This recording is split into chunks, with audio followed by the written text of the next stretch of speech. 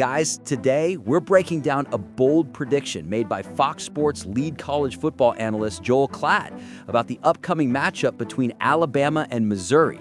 And it's one that's already stirring up a lot of reactions among Crimson Tide fans. Last week, Klatt said Alabama was not the Bama of yesteryear. But after back-to-back wins over Georgia and Vanderbilt, many expected him to change his mind. That didn't happen. On Thursday's episode of his podcast, Klatt said that if you stripped away the names and logos from the helmets, no one would actually favor Alabama in this game. In his words, the matchup favors Missouri in almost every category. He argued that while Alabama played well against both Georgia and Vanderbilt, those opponents still had chances to win. Now, Alabama's heading into its third straight game against a top 20 opponent, while Missouri is coming off a much lighter stretch, including a game against UMass and a bye week. Klatt questioned how healthy, energized, and fresh Alabama will be when going on the road to Columbia. He emphasized that Missouri is the fresher team and pointed out Alabama's recent struggles away from Bryant-Denny Stadium, even though the Tide silenced critics 2 weeks ago by beating Georgia and Athens, never trailing in that game. Klatt also listed several areas where he believes Missouri has the upper hand. First, the run game. Missouri has the nation's top rusher, Ahmad Hardy, and Klatt said Alabama hasn't been great stopping the run, ranking 104th nationally in that category, though the real number is 84th. He also mentioned that Alabama has been dealing with injuries at linebacker, another edge for Missouri. Then there's the passing game. According to Klatt, Missouri has been very good against the pass, leading the country in completion percentage allowed and quarterback pressure rate. He highlighted Missouri quarterback Bo Pribula, calling him an athletic player who can extend plays with his legs, similar to Tommy Castellanos, who gave Alabama trouble in that season-opening loss to Florida State. Klatt noted that while Alabama's running game looked better against Vanderbilt, the Tide still averaged just 3.8 yards per carry, and that the offensive line, a major weakness in the loss to FSU, could again become an issue. He warned that Ty Simpson could face real pressure this week, which might disrupt the passing rhythm that's fueled Alabama's offense in recent games. Because of all that, Klatt said he's picking Missouri to pull off the upset and hand Alabama its second loss of the 2025 season. Quote, "On a blind resume, Missouri should be the favored team.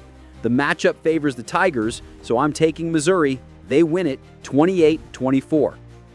Klatt added that if that happens, by Saturday night, people might be talking about Eli Drinkwitz and the Missouri Tigers as legitimate college football playoff contenders. He also described the SEC as wild and wide open. He said, "It's deep, but not necessarily great at the top. The betting line is pushing Alabama toward great, and I don't think they are. They're one-dimensional, and this matchup favors Missouri." Kickoff between Alabama, 4-1, 2-0 in the SEC, and Missouri, 5-0, 1-0 in the SEC, is set for 11 a.m. Central Time on ABC, with Joe Tessitore and Jesse Palmer calling the game from Faurot Field in Columbia. Klatt's record predicting Alabama games this season is 1-2. He picked the Tide to beat Florida State in Week 1, they lost, chose Georgia to win on September 28th, Alabama won, and correctly predicted last week's victory over Vanderbilt. Now, once again, he's betting against the Crimson Tide. Final score prediction, Missouri 28, Alabama 24. So what do you think, Tide fans? Do you agree with Joel Klatt's take, or do you think he's about to be wrong again? Drop your thoughts in the comments, and make sure to like and subscribe to stay updated with everything Alabama. Roll Tide. In the moment, it was just, I was just glad, we were able to continue to move the ball, and I was mostly focused on the drive. It's a part of football, whether they give me the call or not. It is what it is, but really just trying to do what's best for the team and just keep going with the drive, so it's fine. You've been making some tough catches in Philly, especially. What's been kind of the mindset there, and what were you thinking as you're going in, making catches inside, catches in tight windows? Really just trying to do his best for the team, because every ball that goes in the air, of course, I'm going to try to make that play for my quarterback, for my teammates. So really just focusing on being in the moment and really just trying to focus on the ball instead of what my next move is. What are you doing to try and eliminate some of the drop? Really just continuing to stay on the jugs machine, continue to do the extra stuff, catching rugby balls, tennis balls, just focusing in on the ball and not the next move, like I said, because trying to be the receiver that I want to be. I have to catch the ball before I can do all the extra stuff. Is it just a mental thing? Because we just talked about how you were making these great catches. Like, is it purely mental on that side? 1,000%, yeah. What sort of things is Shep talking to you about? Really just catching the fat of the ball, focusing in on the ball, because, I can't do anything without it. So, just catching it first. So what are you doing mentally? You talk about the physical things you're doing, but how do you kind of work the mental thing? It's a child's game, so it's really simple. Really, literally just looking the ball all the way to the tuck. That's pretty much all I can do. Have you talked with maybe or anybody like that's dealt with it before? I'm sure you've got a whole network of people that you talk with. Have you reached out to anybody that maybe has had those kind of problems? Nah, really just trying to focus on myself and really just eliminate the problem. You're in the middle of the stretch against 4 ranked opponents and then 4 after that.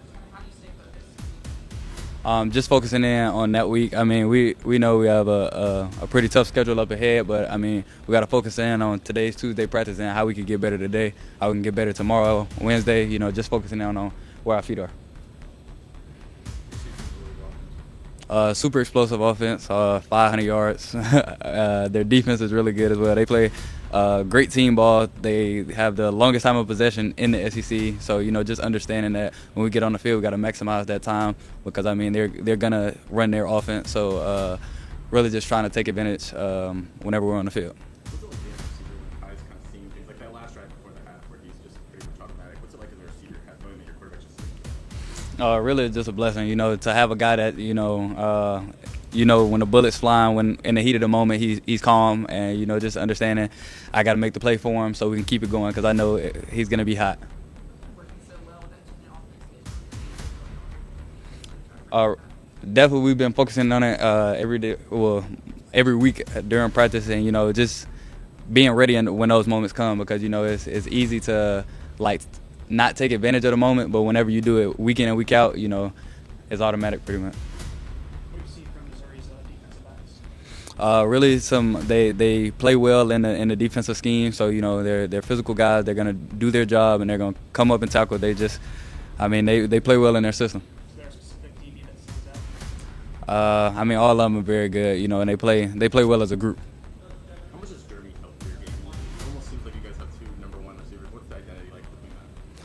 Definitely 1,000%. We definitely got. We might have more than 2 receiver ones if I'm being honest, and really just feeding off of each other. And if one's down, the other one's up. Just continuing to. And then when we're both hot, you see what that could be this past weekend. But it's really just it's awesome to have a guy that I can depend on week in and week out. He's just a dog. You can put him anywhere on the field and he's gonna get the job done. So yeah.